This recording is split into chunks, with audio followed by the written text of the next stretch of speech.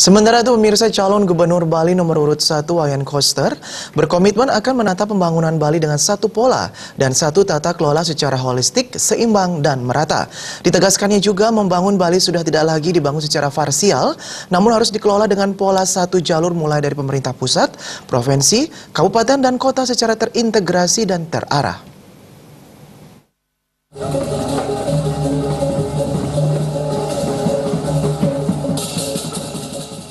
Pernyataan itu disampaikan calon gubernur Bali nomor urut 1 Wayan Koster di hadapan ribuan warga Karangasem saat kampanye dialogis paslon nomor urut 1 KBS Aceh di gedung UKM Center Karangasem.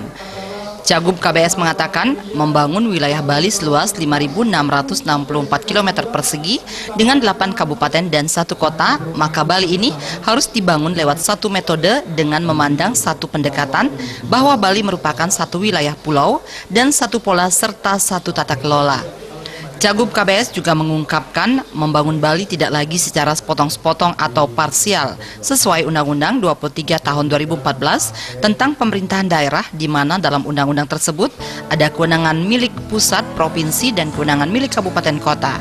Namun menurut Cagup KBS, bagi Pulau Bali, bahwa kewenangan pusat, provinsi, dan kabupaten kota harus dikelola secara baik dengan metode yang memandang Bali sebagai satu kesatuan, satu pola, dan satu tata kelola, sehingga seluruh pembangunan di Bali benar-benar dijalankan terintegrasi, seimbang, berkeadilan, dan merata antar wilayah Bali Utara, Bali Selatan, Bali Timur, dan Bali wilayah Barat.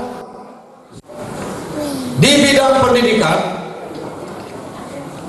secara umum di Bali ini, pendidikan dasar dan menengah, termasuk wajib belajar 12 tahun, yang akan programkan dengan anggaran penuh dari APBN dan APBD provinsi serta dukungan dari APBD kabupaten kota sebaliknya, sehingga nantinya pendidikan di Bali ini termasuk wajib belajar 12 tahun itu bisa diselenggarakan tanpa memungut biaya dari masyarakat, alias programnya ini gratis.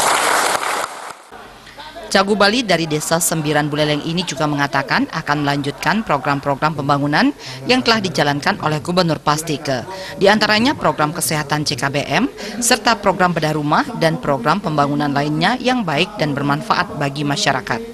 Salah satu program pembangunan di era Gubernur Pastike yang akan dilanjutkan Cagup KBS adalah bedah rumah. Menurut Cagup KBS, program Pro Rakyat ini akan ia tambah anggarannya dari 30 juta menjadi 50 juta. Daerah yang bermampu transami menawi sering bagi di daerah yang Semeru, satu hal yang biasanya setiap bulan Juli dan kali minggu yang Semeru makin paling banter izin Pak Koster 2-3 hari banter hutang tidak sementara ada betara demi rakyat Bali pendidikan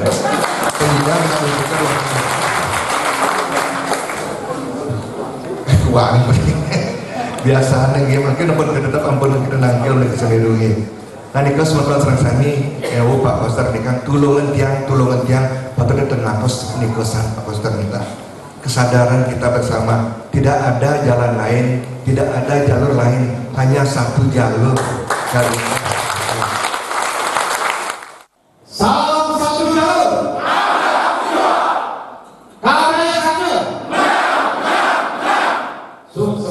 Humas PDI Perjuangan melaporkan.